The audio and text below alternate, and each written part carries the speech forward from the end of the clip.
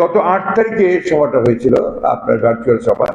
এখানে লাইভ করেছিলেন আমাদের দলের ভারপ্রাপ্ত চেয়ারম্যান জনাব তারেক রহমান সাহেব। উপস্থিত ছিলেন আমাদের এখন যারা সদস্য আছেন স্থায়ী কমিটির, মির্জা আব্বাস, বাবু চন্দ্র রায়, ডক্টর মঈন খান, নজরুল ইসলাম খান সাহেব, আমি নিজে, আমির খসরু মাহমুদ চৌধুরী, সালাউদ্দিন আহমেদ, বেগম সেলিমা রহমান এবং ইকবাল হাসান মাহমুদ টুকু। আমাদের ব্যারিস্টার জমিউদ্দিন সরকার সাহেব বসে থাকতে পারেননি, কিন্তু অসুস্থ হয়ে আছেন আর কি। তো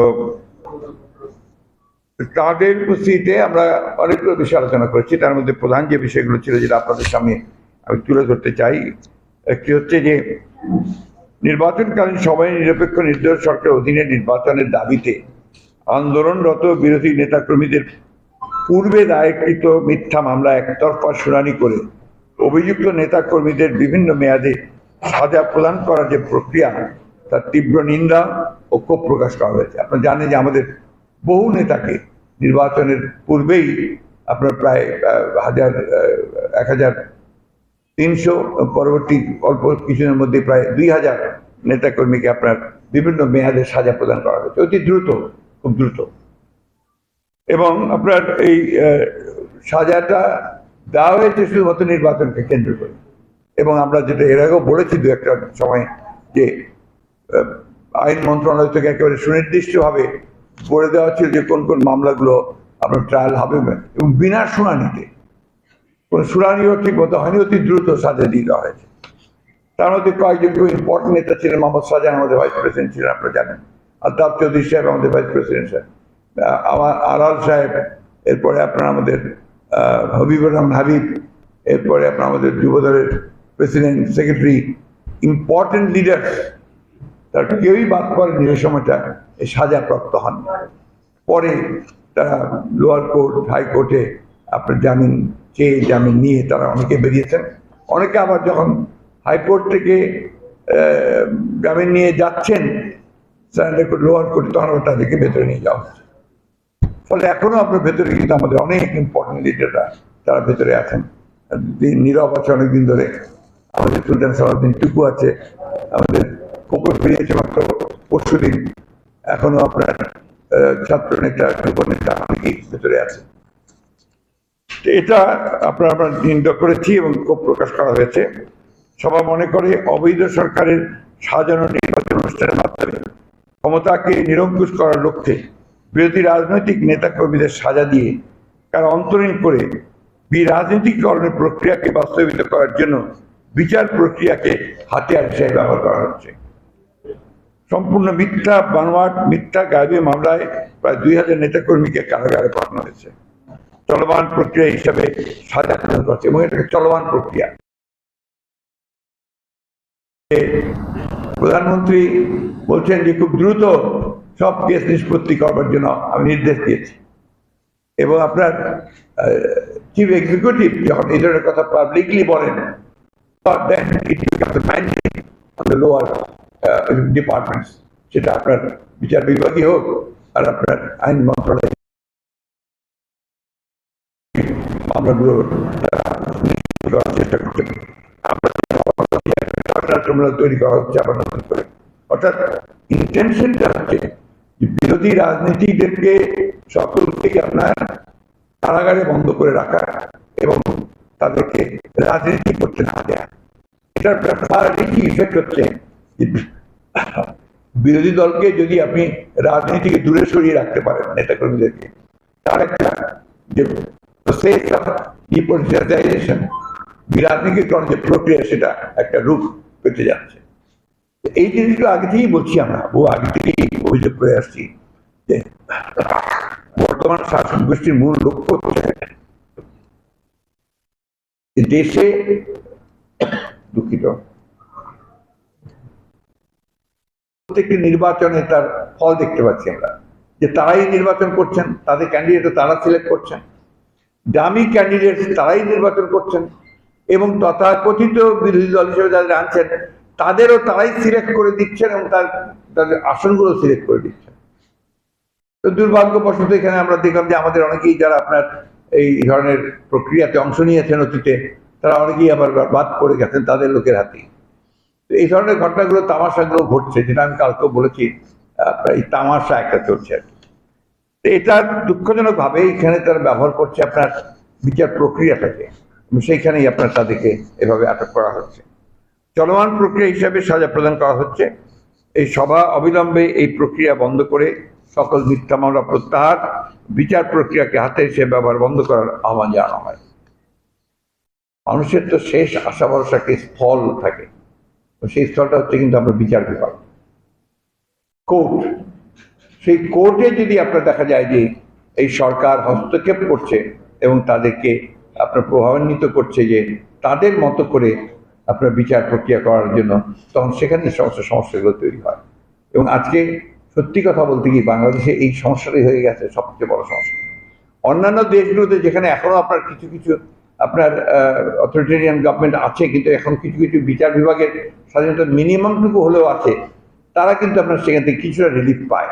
এখানে কিন্তু আনফর্চুনেটলি বিরোধী দলরা কোনো রিলিফ পাচ্ছে না। আরেকটি হয়েছে আলোচনা আপনার, যেটা আপনাদের সঙ্গে জড়িত আছে, যে সবাই গভীর উদ্বেগের সঙ্গে সম্প্রতি বাংলাদেশ ব্যাংকে সাংবাদিকদের প্রবেশে নিষেধাজ্ঞা আরোপ করার বিষয়টি নিয়ে আলোচনা হয়। সভা মনে করে দেশে যে ভয়াবহ সর্বগ্রাসী দুর্নীতি ও অনিয়মের মাধ্যমে সরকারি দলের সমর্থকদের সঙ্গে সম্পৃক্ত ঋণ খেলাপি ও অসাধু ব্যবসায়ীদের স্বার্থ রক্ষার জন্যই এই ধরনের নিষেধাজ্ঞা জারি করা হয়েছে। যেহেতু এই সরকারের কোনো স্তরে কোনো জবাবদিহিতা নেই, সেই হেতু লাগামহীনভাবে ব্যাংক লুট, অর্থ পাচার, জনগণের অর্থ লোপাটের মাধ্যমে একটি বিশেষ গোত্র তৈরি করা হচ্ছে, যেটাকে আমরা অলিগার্কি বলছি, যারা এই অবৈধ সরকারের অবৈধ কর্মকাণ্ডকে আর্থিক সহায়তা প্রদান করছে। সভায় অবৈধ তথ্য প্রবাহে বাধাদানের প্রচেষ্টার তীব্র নিন্দা প্রকাশ করা হয় এবং অবিলম্বে অবৈধ তথ্য প্রবাহ নিশ্চিতের লক্ষ্যে সকল প্রকার অসাংবিধানিক নিষেধাজ্ঞা আইন প্রত্যাহারের দাবি জানানো হয়। আমরা আপনাদের প্রতি এখনো আস্থাশীল, এই জন্য যে এখনো আপনারা, আমরা দেখি মাঝে মাঝে কিছু কিছু নিউজ করেন, প্রতিবেদন করেন, এটা আপনার গোটা জাতিকেই নাড়া দিয়ে দেয়। অত্যন্ত বড় বড় রাঘব বোয়ালদের সম্পর্কে আপনারা যে সমস্ত নিউজ পিকচার অনেক পত্রিকাগুলোতে আমরা দেখেছি করেন, আমরা টেলিভিশনের মাধ্যমে দেখেছি, এগুলো কিন্তু আপনার জাতি অত্যন্ত ইতিবাচকভাবে দেখে এবং সেগুলো থেকে বোঝা যায় যে এখনো আপনাদের সেই ক্ষমতাটা আছে, অর্থাৎ মিডিয়ার সেই ক্ষমতা আছে যে সেখানে তারা একটা ভূমিকা পালন করতে পারে, সেটাকেও তারা বন্ধ করে দিতে চায়। যেহেতু ফিনান্সিয়াল সেক্টরে, এটা বন্ধ করো ভাই, মানে ফিনান্সিয়াল সেক্টরটাতে আপনার সবচেয়ে বেশি দুর্নীতি চলছে। ব্যাংক বন্ধ হয়ে যাচ্ছে, লুটপাট হয়ে যাচ্ছে সমানে। আপনার বাংলাদেশ ব্যাংকে আপনার হয়ে যায়, আপনার লোপাট হয়ে যায়, হ্যাকিং হয়, টাকা বের করে নিয়ে চলে যায়, আপনার সোনা আপনার তামাতে পরিণত হয়। এই সমস্ত ঘটনাগুলো বাংলাদেশ ব্যাংকেও ঘটেছে। এই জিনিসগুলো আপনারাই তুলে ধরেন জনগণের সামনে, সেই কারণে সেটাকেও যেন বন্ধ করা যায়, সেই জন্য তারা এই নিষেধাজ্ঞাটা জারি করেছে।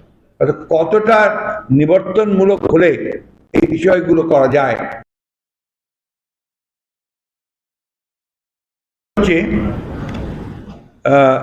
সবাই অবৈধ তথ্য প্রবাহে বাধাদানের প্রচেষ্টার তীব্র নিন্দা প্রকাশ করা হয় এবং অবিলম্বে অবৈধ তথ্য প্রবাহে নিশ্চিতের লক্ষ্যে সকল প্রকার অসাংবিধানিক নিষেধাজ্ঞা যে আইন বা বিধান তা প্রত্যাহারের দাবি জানানো হয়। এর পরেরটা একটু আপনার ভেরি ইম্পর্টেন্ট অ্যান্ড সেন্সিটিভ, যেটা হচ্ছে যে সবাই সম্প্রতি দেশের সামগ্রিক স্বাস্থ্য ব্যবস্থা ও স্বাস্থ্য সমস্যা নিয়ে আলোচনা হয়। তাতে বলা হয় বাংলাদেশে মোট মৃত্যুর প্রায় 70% ঘটে হার্ট অ্যাটাক, স্ট্রোক কিংবা ডায়াবেটিস সংক্রান্ত বিভিন্ন ধরনের অসংক্রামক রোগে। অথচ এসব রোগ মোকাবেলায় সরকারের অর্থ বরাদ্দের পরিমাণ মাত্র মোট স্বাস্থ্য বাজেটের 4.2%। এর আগে গত মার্চ মাসে সিপিডির একটা রিপোর্টেও জনস্বাস্থ্যের এক ভয়ঙ্কর চিত্র ফুটে উঠেছে। রিপোর্টে বলা হয়েছে দেশের প্রায় 13 কোটি মানুষ প্রয়োজনীয় পুষ্টিকর খাদ্য গ্রহণ করতে পারছেন না। গত মার্চ মাসেই বাংলাদেশ নিরাপদ খাদ্য কর্তৃপক্ষ বিএফএস এর শীর্ষ কর্মকর্তা বলেছেন দেশে প্রতি বছর 1,14,000 মানুষ ক্যান্সারে মৃত্যুবরণ করছে। এই ক্যান্সারের মূল কারণ অনিরাপদ খাদ্য। এখন প্রশ্ন হচ্ছে, জনস্বাস্থ্য সুরক্ষায় অবাধ এই অবৈধ সরকারের কি ধরনের ব্যবস্থা নিয়েছে? জনস্বাস্থ্য নিরাপত্তায় এই সরকার কেন এত উদাসীন? জনস্বাস্থ্য নিরাপত্তা নিশ্চিত করার লক্ষ্যে দেশের নাগরিকদেরকে পুষ্টিকর খাদ্য যোগান দেয়া, অনিরাপদ খাদ্য সম্পর্কে সচেতন করা সরকারের অন্যতম গুরুত্বপূর্ণ দায়িত্ব। কিন্তু তারা এই দায়িত্বটা পালন করছে না কেন? প্রধানত যেখানে তাদের দুর্নীতি জড়িত আছে, এখানে তাদের বিভিন্ন রকম নিজেদের পলিটিক্স জড়িত আছে, তাদের ক্ষমতায় থাকার বিষয়গুলো জড়িত আছে। সবাই মনে করে নিজ নিজ দেশে নাগরিকদের স্বাস্থ্য নিরাপত্তা নিশ্চিত করার ক্ষেত্রে রাষ্ট্র কিংবা রাষ্ট্রসংঘ কি ধরনের গুরুত্বপূর্ণ ভূমিকা রাখতে পারে বা রাখা উচিত। সাম্প্রতিক সময়ে ইউরোপিয়ান ইউনিয়ন ছাড়াও আরো কয়েকটি দেশ এমন একটি উজ্জ্বল দৃষ্টান্ত স্থাপন করেছে। ইউরোপিয়ান ইউনিয়নের খাদ্য নিরাপত্তা নিয়ে কাজ করা সংস্থা rapid alert system for food and feed RFFF গত এপ্রিল মাসের শেষ সপ্তাহে প্রকাশিত একটি রিপোর্টে বলেছে, ইউরোপিয়ান ইউনিয়নে রপ্তানি করা 527টি ভারতীয় পণ্যে ক্যান্সার উপযোগী উপাদান পেয়েছে ইউরোপিয়ান ইউনিয়ন। 2020 সালের সেপ্টেম্বর থেকে 2024 সালের এপ্রিল মাস পর্যন্ত এই সময়ের মধ্যে পরীক্ষা নিরীক্ষার পর RFFF জানিয়েছে 527টি পণ্যের মধ্যে 332টি খাবার পণ্যের উৎস ভারতে।